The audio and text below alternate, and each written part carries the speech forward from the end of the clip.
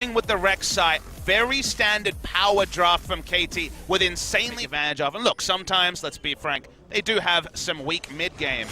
The early game is their playground.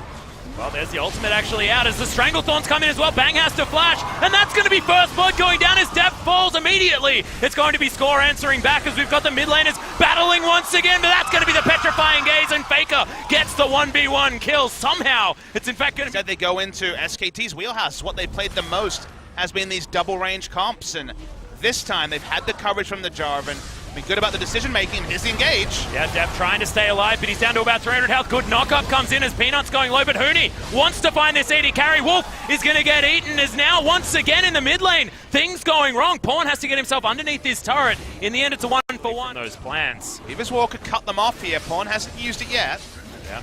He's going to throw it out now just to break off this fight, and it's going to be 3 members. Oh my god, Bang going so far away from this Peanut fight. got the Mountain Drake. Trying to do what he can. Yeah, Peanut's going to be able to get that steal, but Def, he takes down Peanut. Now SKT, they are closing in on the tanks of KT already. A delicious tree was devoured by Huni, and Score looking to try and flash his way out, but the Ren should... Just yet. But it feels like the calm before the storm once again, much like the first few minutes in the studio, and now the Fate's Call comes in. Oh, really good chance of corruption, stops the further engage, but that's going to be Peanut finding his way around the side. Def surviving for a long time. There's the Weaver's Wall. Eventually, he gets eaten as Wolf is the one cut off. But that Weaver's Wall could have been already dead, and Pawn is not enough damage to take down other members. They turn onto the Baron, and KT Rolster can give them no quarter. This Baron will explode. Yeah.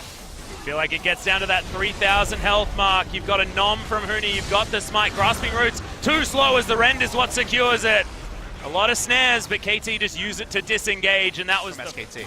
Oh, Huni looking for the flank. Remember, this is a guy with the 2-item lead over his opponent, as there's Pawn in a little bit of trouble, but does still have the Banshee's Veil. There's the engage from Peanut as Def, all on his own. No options to get out of anywhere, but Faker is going to fall down immediately. Pawn now looking for the DPS, as finally SKT get themselves back into the fight. Score in trouble as the Ren gets pulled out. No resets to come in, but here are the kills for SKT. 3 already dead, Smeb and Marta running for their lives.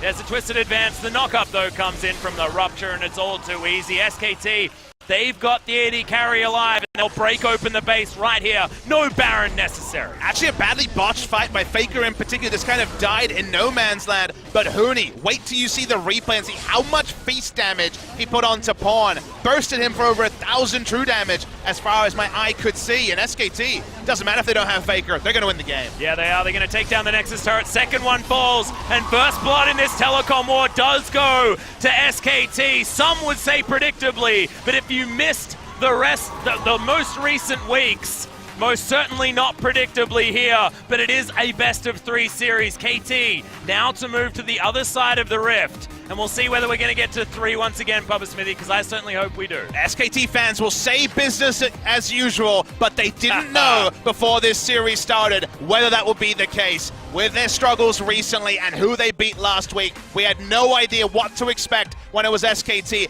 against our champions-elect, our first-place team as of writing in KT Rolster. But SKT played ordered, as you say, drafted smartly. There were still ways KT could win, but the moment that KT looked anemic at trying to take out a turret monster, I would be surprised if we saw Cho'Gath again. And KT Rolster is on the blue side, remember, for Game 2. More flexibility.